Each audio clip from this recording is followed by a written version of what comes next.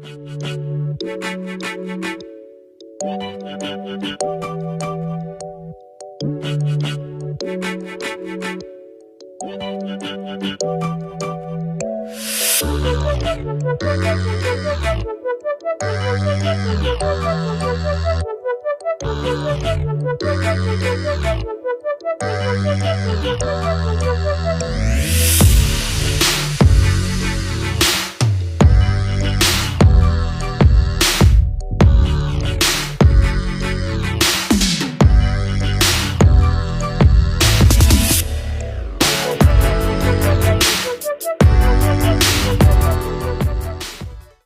Shalom, selamat malam, selamat datang khasnya untuk Hosanna Youth Ministry. Terima kasih kerana anda sudi meluangkan waktu dan masa anda datang kebaktian online kita pada malam ini.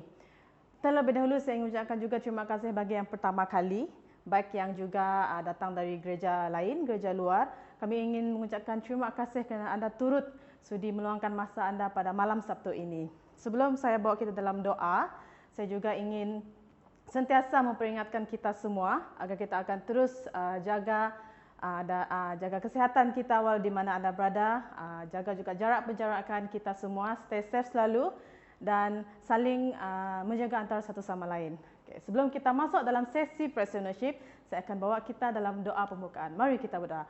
Haleluya Bapa di syurga. Tuhan, kami ingin mengucapkan syukur pada malam ini ya Tuhan. Sekali lagi Tuhan, kami telah diberikan waktu ini, peluang ini Tuhan, kami dapat menyembah dan memuji nama-Mu Tuhan, walaupun hanya atas talian Tuhan. Namun Tuhan, kami sebagai anak muda-Mu Tuhan, kami ingin terus bersemangat Tuhan agar kami sempat mengambil waktu ini Tuhan, bersama-sama berkumpul di dalam YouTube ini Tuhan, agar kami akan terus mencari wajah-Mu tanpa henti Tuhan. Tuhan, Kau terus berkati kebaktian kami pada malam ini Tuhan, dari awal hingga akhir Tuhan, baik juga yang akan sharing nanti, baik juga yang akan praise and worship nanti juga Tuhan, baik juga yang jemaat pada malam ini Tuhan yang hadir Tuhan, youth Tuhan, Kau terus memberkati semuanya Tuhan. Inilah doa kami Tuhan pada malam ini Tuhan, kami serahkan semuanya dalam tangan-Mu, dalam nama-Mu Tuhan, kami percaya kepada-Mu.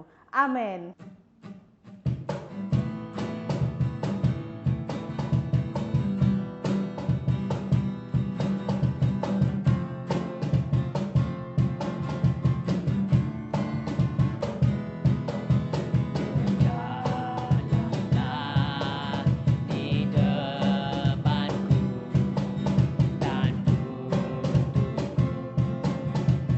Setiap langkahku, bukan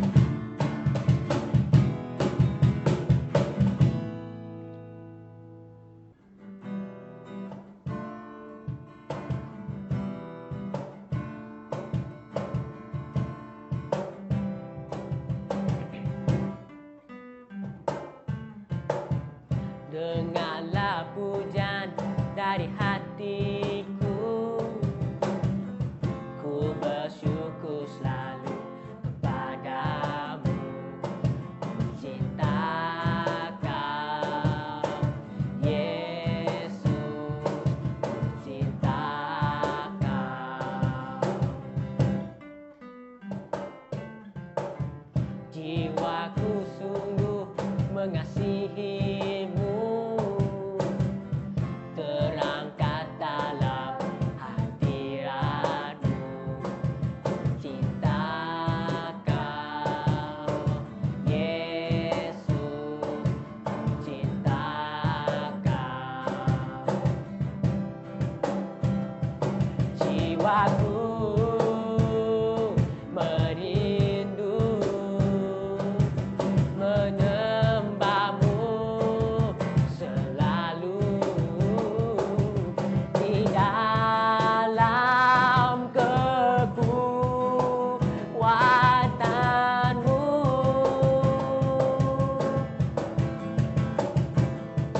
Ku angkat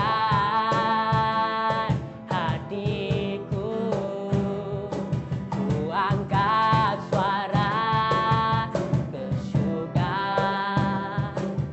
sebab Kau surya dan perisaiku.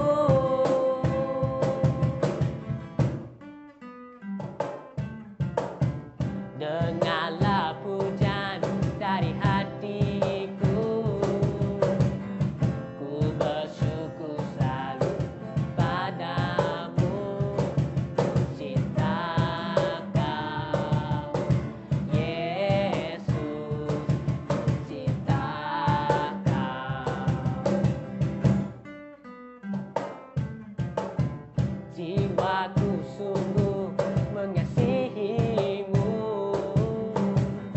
terangkat dalam hadiratmu. Cinta Kau, Yesus, cinta Kau. Jiwaku merindu menyembahmu selalu di dalam kekuatanmu.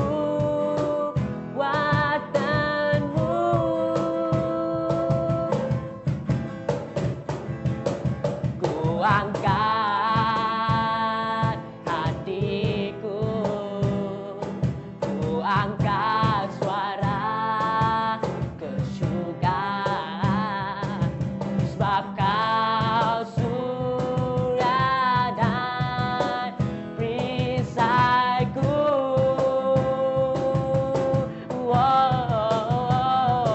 Jiwaku merindu menyembahmu selalu di dalam kekuatanmu.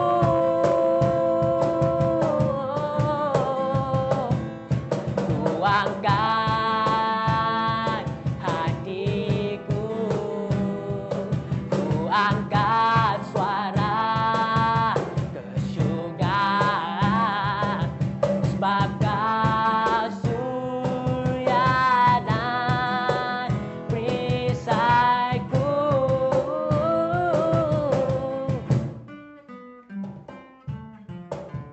Dengarlah pujian dari hatiku, ku bersyukur selalu kepadamu. Cinta Kau, Yesus, cinta Kau. Ku cinta Kau. Cinta Kau, Yesus, ku cinta Kau. Oh, ku cinta Kau. Cinta Kau, Yesus, ku cinta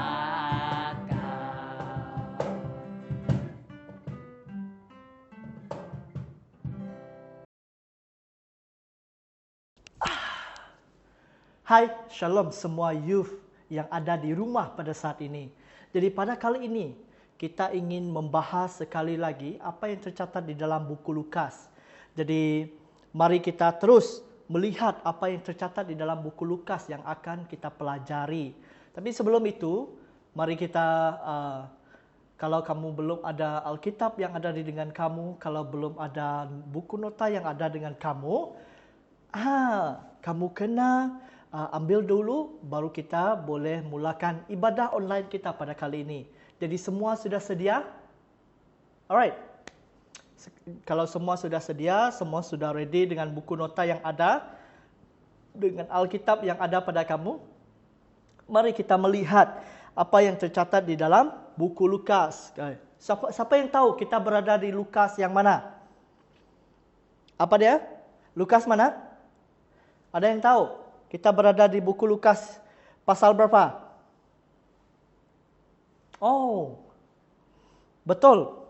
Kita berada di pasal yang ke-17. Okay? Kita berada di pasal yang ke-17. Wow, tidak lama kan? Sudah kelip mata saja habis buku yang ke-16. Ya? Okay, mari kita membaca firman Tuhan ini terlebih dahulu. Alright, mari kita semua baca. Yesus berkata kepada murid-muridnya di pasal yang pertama, ayat yang pertama, Lukas 17 ayat yang pertama, Yesus berkata kepada murid-muridnya, tidak mungkin akan ada, Lukas 17 ayat yang pertama hingga yang ke-6. Yesus berkata kepada murid-muridnya, tidak mungkin, tidak akan ada penyesatan. Tetapi celakalah orang yang mengadakannya.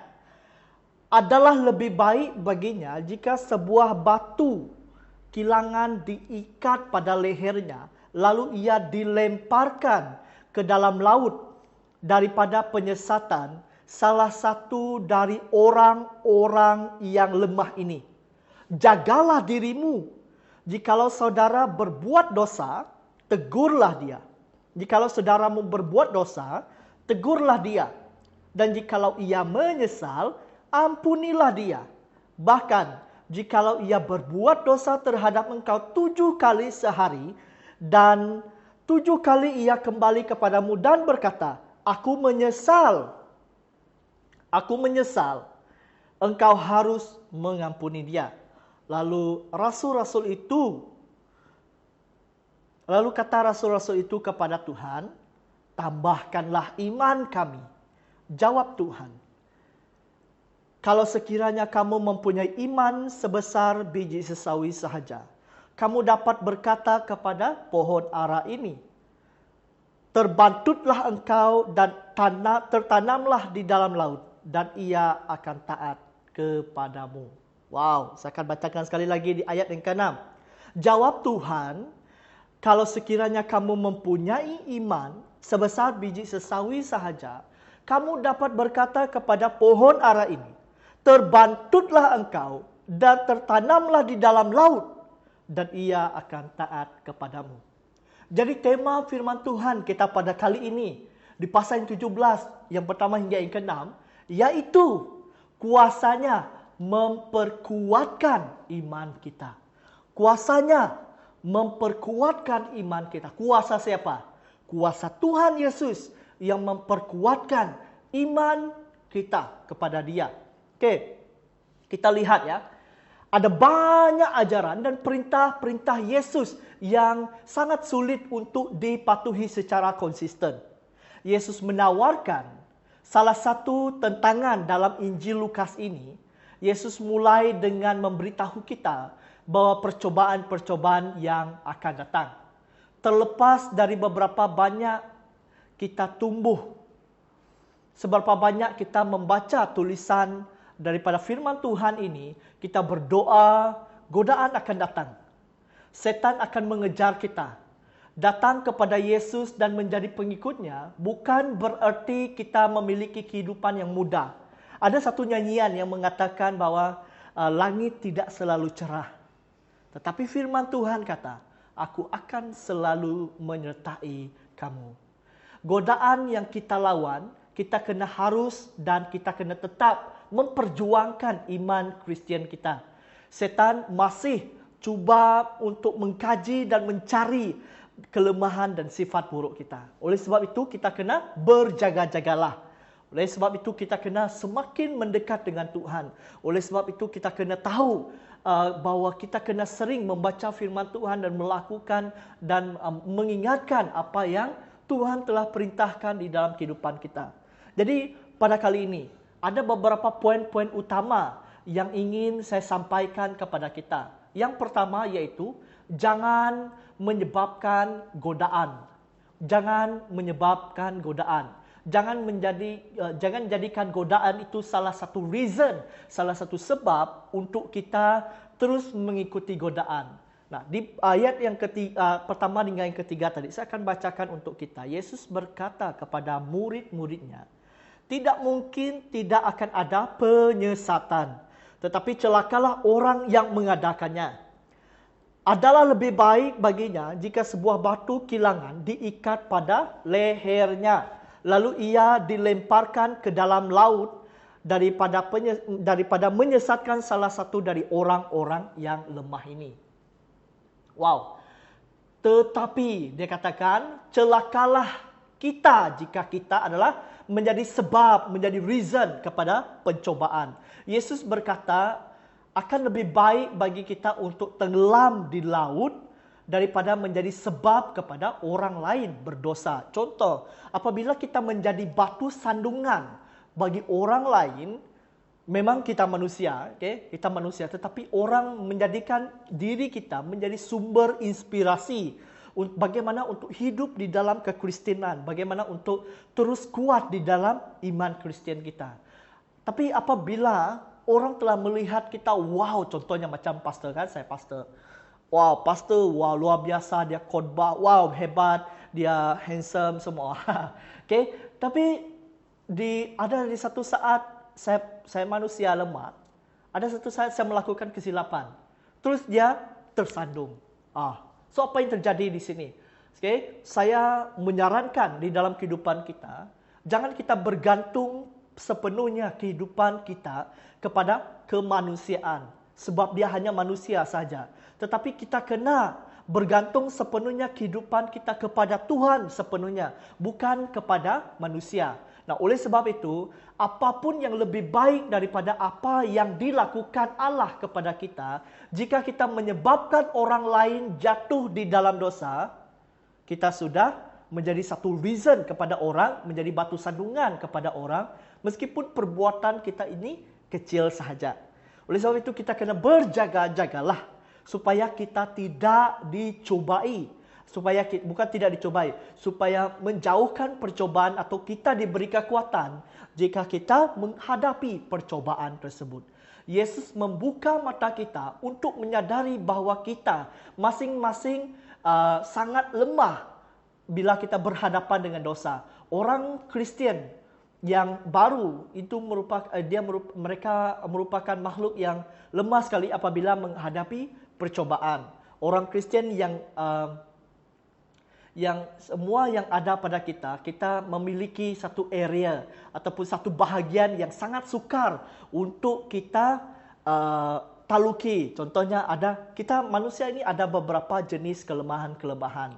Tetapi jangan menjadikan kelemahan kita ini menjadi satu alasan, menjadi satu sebab untuk kita terus melakukan dosa, terus melakukan menjadi satu alasan, saya manusia lemah, tidak boleh, semacam tu, right? Tapi kita kena berubah, Memang kita bukan malaikat, tapi kita boleh berubah, kita boleh mengubah persepsi pandangan kita supaya kita jauh lebih baik daripada yang sebelumnya. Kita boleh berubah, tidak ada manusia yang tidak boleh berubah. Hanya Yesus yang tidak berubah, sebab dia kekal dan kekal dari sekarang, selamanya dan sampai bila-bila. Oleh sebab itu, saudara-saudaraku, kita perlu membuka mata kita dan hati kita untuk memahami bahawa kita tidak dapat mengatakan ataupun melakukan apapun yang kita inginkan. Hanya kerana kita tidak memiliki masalah dengan sesuatu bukan bererti orang lain itu tidak melihat kita, tidak memandang kita. Tetapi kita harus ingat, berhati-hati dengan apa yang akan kita katakan, apa yang kita perbuat, apa yang kita boleh membuatkan orang lain tersandung. Kita dapat mengatakan hal-hal yang menyakitkan seperti itu. Dan tanpa kita menyadari jumlah kerosakan dan memberi satu keyakinan yang sedang terjadi. Contoh, saya mendengar satu khotbah daripada Sidney Mohede. Dia katakan, kamu tahu bila kamu main gitar, kulit kamu akan menjadi keras, okay? Bila kamu selalu tekan tali gitar, right? Bila kamu selalu bermain gitar, kulit kamu akan menjadi keras. Tapi bila kulit kamu menjadi keras, sensitivity jari kamu akan menjadi, kamu tidak akan rasa kamu senang terus main gitar. Senang saya tekan macam tu, right? Betul ke tidak bagi kamu yang bermain gitar? Nah, apabila itu terjadi di dalam diri kamu, bila kamu tekan tali gitar, kamu tidak akan rasa sakit. Betul kan? Nah, apabila itu terjadi, kamu senang saja main gitar. Nah, begitu juga dengan kehidupan kita, apabila kita selalu disakiti, apabila kita selalu dibuat orang sakit. So, kita tidak ada sensitivity lagi. Nah, apa yang terjadi di sini adalah apabila kita tidak ada sensitivity, untuk mengubah persepsi kita sangat susah. Sebab ada orang sudah menyakitkan hati kita. Ada orang sudah membuatkan hati kita sakit. Oleh sebab itu, jangan membiarkan diri ini dicubai, terus disakiti oleh iblis. Tapi kita kena buka hati kita, buka minda kita, buka perasaan kita kepada Tuhan. Supaya apabila terjadi, kita tidak akan risau dengan apa yang terjadi di dalam kehidupan kita. Kesederhanaan adalah masalah hari ini dan dosa nafsu ini sangat bermaharajalela di dalam kehidupan kita. Sebab kita membiarkan orang menyakiti. Sebab kita membiarkan apa yang terjadi di dalam hati kita terus disakiti. Kita tidak menolak. Tapi ingat, kita harus mempertimbangkan apa yang kita gunakan. Kenapa? Supaya kita lebih berhati-hati dengan apa yang kita gunakan. Nah, kita perlu tahu, kita perlu melihat apa yang harus kita buat, apa yang harus kita bertindak supaya kita tidak dicobai. Jiwa kita sendiri bukan satu-satunya sudut perhatian, tetapi jiwa orang lain juga. Yesus berkata bahawa tenggelam adalah kesepakatan lebih baik daripada apa yang kita terima dari Allah, dan kita ini juga menjadi penyebab dosa. Oleh sebab itu, sekiranya kita tidak pasti dengan apa yang kita ajarkan, sekiranya kita tidak pasti dengan apa yang kita buat, jangan buat. Okay? Jangan buat. Cek dahulu, tanya kepada saya sebagai pastor kamu, ataupun kamu boleh refer kepada ibu bapa kamu. So, sekiranya kamu yakin dan pasti, kamu kena tanggung dia sendiri. Sebab kita sudah dipertanggungjawabkan oleh Tuhan untuk menjaga apa yang harus kita jaga. Okay? Poin yang kedua adalah benar dan maaf. Benar dan maaf. Okay, saya akan bacakan untuk kita. Jagalah dirimu jikalau saudara-saudaramu berbuat dosa. Tegurlah dia. Jikalau ia menyesal, ampunilah dia. Bahkan jikalau dia berbuat dosa terhadap engkau 7 kali sehari, dan 7 kali dia kembali kepadamu dan berkata, aku menyesal, engkau harus mengampuni dia. Yesus sedang memberikan satu arahan bagaimana kita harus melanjutkan. Okay, bagaimana kita harus melanjutkan dan saling memperlakukan di antara satu sama lain. Jika salah satu saudara kita ataupun saudari Kristian kita berbuat dosa, kita harus menegur dia. Bukan tegur, macam tu, bukan. Tapi kamu harus memberitahu dia, memperingatkan dia tentang kehidupan Kristus, menasihatkan dia supaya dia tidak berbuat lagi. Yesus mengajarkan asas penting bahawa kita harus berbagi dalam komitmen di antara satu sama lain untuk mengajar dalam kebenaran. Kita harus bekerja sama ada dalam menumbuhkan iman kita. Kita perlu menyadari bahawa teguran mungkin mengembangkan satu banyak perkataan negatif, okay? Tetapi kita ingat bahawa dalam fikiran kita kena be positif. Apabila kita menasihatkan, kita bukan mengkondem dia, kita bukan menghukum dia, tetapi kita mengajar. Artinya kita mengajar, kita memberi satu dorongan positif kepada dia. Contoh, apabila kamu tengok kawan kamu minum, okay, kamu memberi satu advice, jangan minum berdosa terus macam tu, jangan. No, itu cara yang sangat tidak bagus lah. Tapi apa yang kamu harus buat adalah, bro, tidak baguslah minum. So dia akan tanya, kenapa tidak bagus minum? Okay, so apa yang kamu jawab adalah, tidak baguslah minum. Kalau kamu minum, kamu mabuk. So bila kamu drive, kamu akan accident, kan? Nah, so apabila perkara itu terjadi, dia akan menjadi perkara yang tidak baik untuk kawan kamu. So kamu contoh cara kamu advice. Selain daripada itu, so kalau kamu tahukah kalau kamu minum, kamu akan sakit. So bila kamu akan sakit, macam mana untuk kamu survive? Kamu ada keluarga untuk biaya semua macam tu, kan? Macam tu. So kamu membuka mata fikiran dia, bukan kamu, tak baguslah dia ni, kamu terus jijik kepada dia. Dia ni tidak bagus. So itu bukan cara yang betul, tapi itu adalah cara yang negatif bila kita menasihatkan kawan kita. Nah, di sini kita ingat bahawa banyak orang menganggap teguran itu kita teriak atau contoh kita teriak kepada dia, tak bagus, macam tu, contoh ataupun kita memberikan satu sikap semacam tu. So dia tidak sangat cantik, dia itu tidak mendorong kepada orang. Nah, kita lihat ada beberapa terjemahan bermaksud teguran itu sebagai menunjukkan inspirasi ketidaksetujuan terhadap seseorang. Selanjutnya adalah mengatakan bahawa untuk mencegah ataupun menghindari tindakan yang dia buat. Ini adalah ringkasan yang bagus untuk saling mengingat, saling menegur, saling memperbetulkan di antara satu sama lain. Nah, kita mengajar dan berkhotbah untuk mencegah tindakan berdosa dan mengakhiri tindakan dosa. Kita harus terlibat dalam kehidupan antara satu sama lain sehingga kita dapat saling membantu dan menumbuhkan iman kita dan menghindari dosa. Kekristenan bukan urusan pribadi. Harapan daripada cara kita memperbetulkan kawan kita adalah pertobatan kepada seseorang yang telah berdosa. Penting untuk mengamati turutan pengajaran Yesus. Sangat penting. Apabila kita mengikuti ibadah online ini, dan dia sangat penting untuk kita apabila kita terus menerus kita memperingatkan antara satu sama lain dan kita belajar siri Lukas ini untuk kita melihat dan apa pandangan Yesus tentang dosa semua itu supaya kita saling menegur di antara satu sama lain. Ya, itu sangat penting. Dan Yesus tidak mengatakan bahawa jika seorang saudara berbuat dosa, maka Anda harus segera mengampuni mereka. Alasannya adalah bahawa kita tidak membantu orang berdosa ketika kita melakukan ini.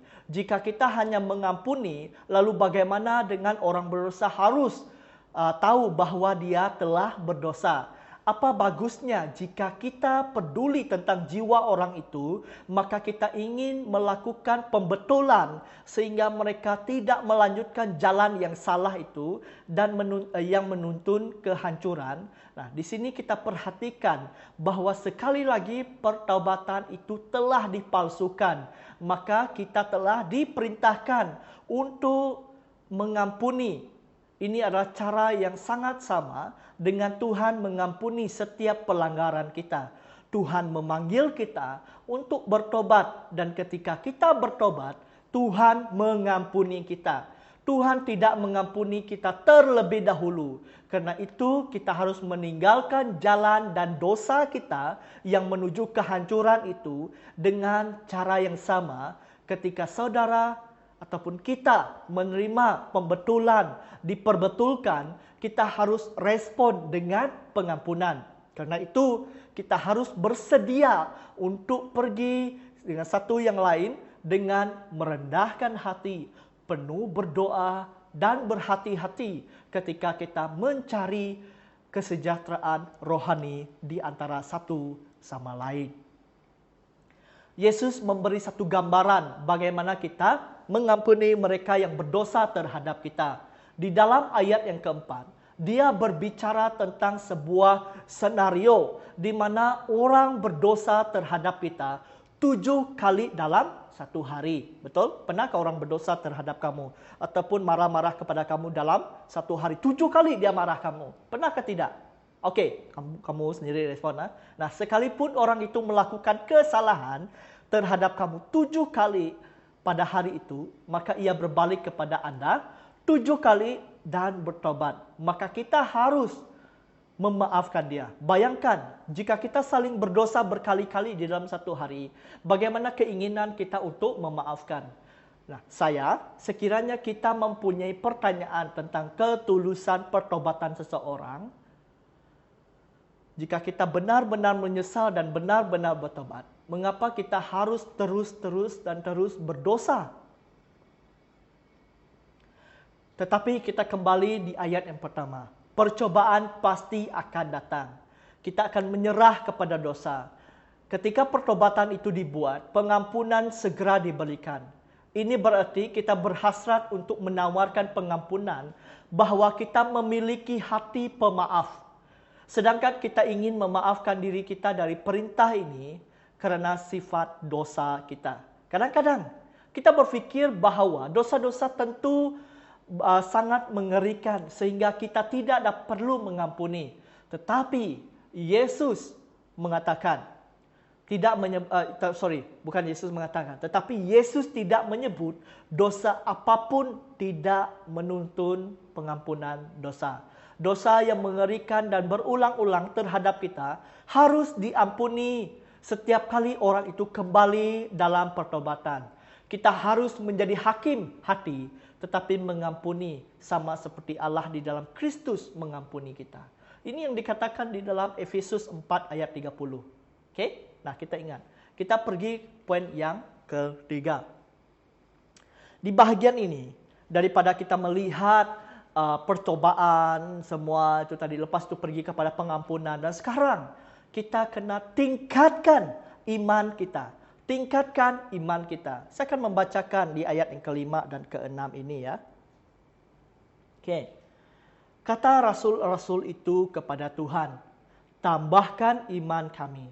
Jawab Tuhan, jikalau sekiranya kamu mempunyai iman sebesar biji sesawi, kamu dapat berkata kepada pohon ara ini, terbantutlah engkau dan tertanamlah di dalam laut, dan ia akan taat kepadamu. Di saat kita mendengar apa yang dikatakan oleh Yesus di dalam pertanyaan jawab dia, para rasul mengatakan hal yang sama yang saya percaya kita memiliki hati kita.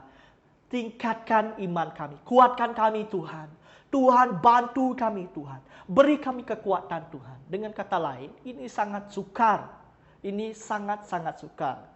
Semua rasul-rasul itu, murid-murid Yesus menyadari bahawa mereka perlu memiliki bergantung dan kepercayaan penuh kepada Tuhan. Sehingga mereka dapat melakukan hal-hal yang sangat sukar ini yang diminta oleh Tuhan untuk mereka lakukan. Kita perlu melihat hal yang sama juga. Kita perlukan iman kepada Tuhan untuk tidak ingin menghukum mereka yang berdosa terhadap kita. Dan kita memerlukan peningkatan iman untuk mengampuni orang yang menyakiti kita dan berbuat dosa terhadap kita. Seorang penulis ada mengatakan perkara yang baik seperti ini.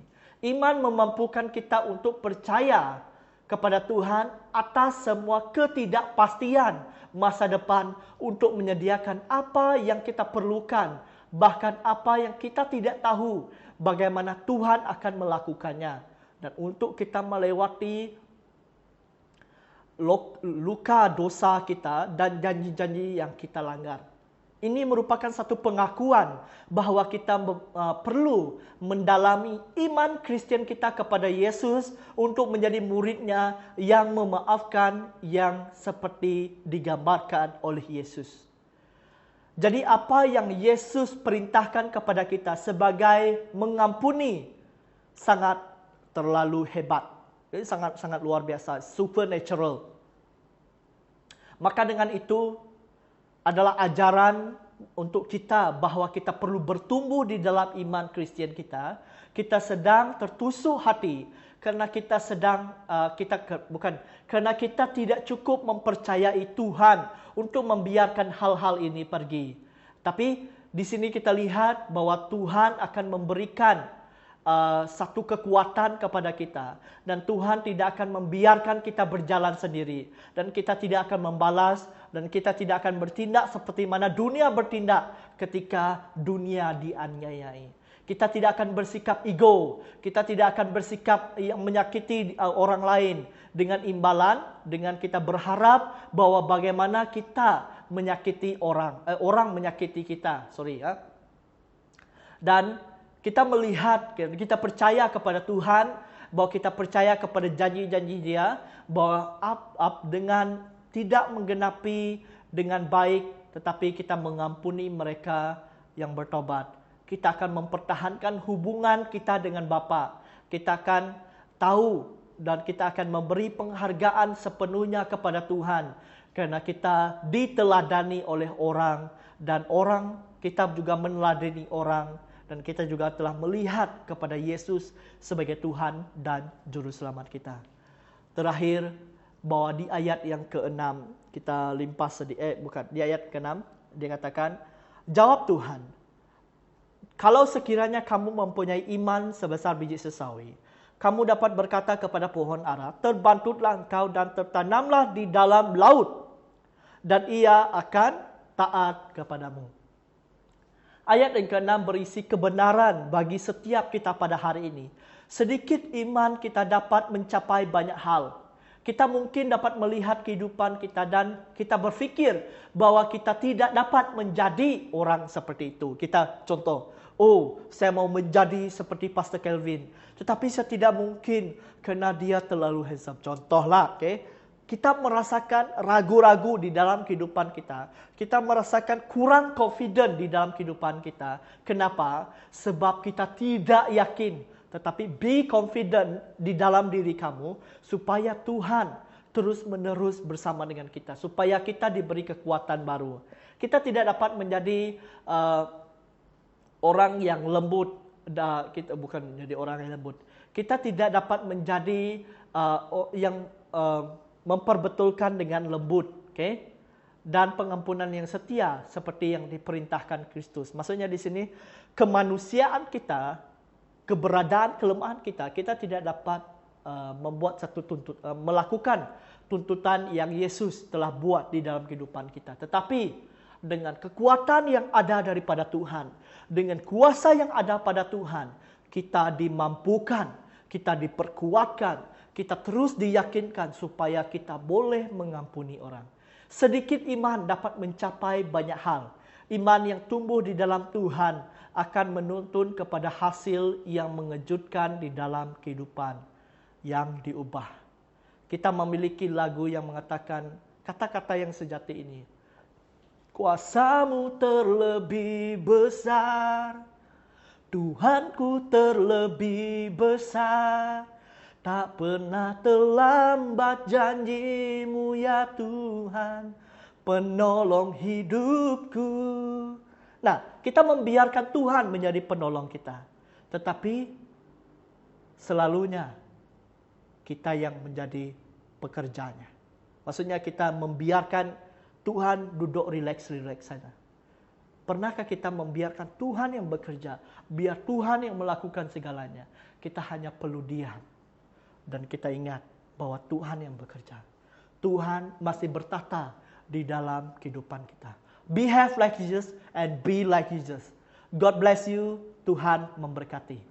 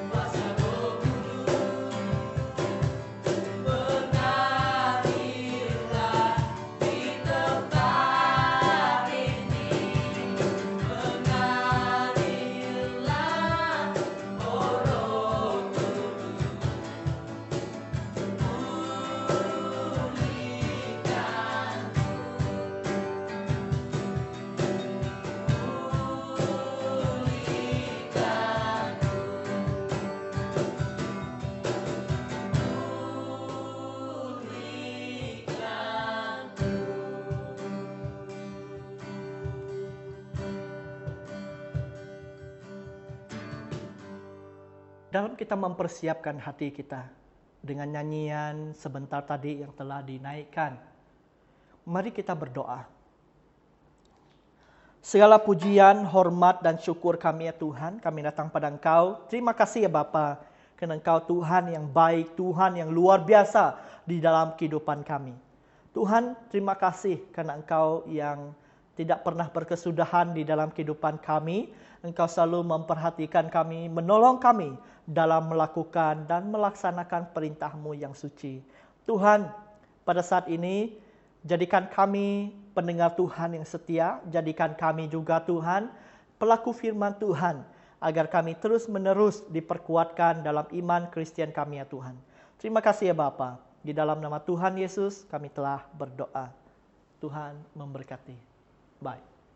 Hai semua, kita jumpa lagi. Terima kasih untuk Pastor Kevin atas firman beliau sebentar tadi melalui tajuk Lukas 16. Saya harap kita semua akan terus diberkati dan saya juga harap kamu akan terus mempelajari sesuatu daripada firman ini.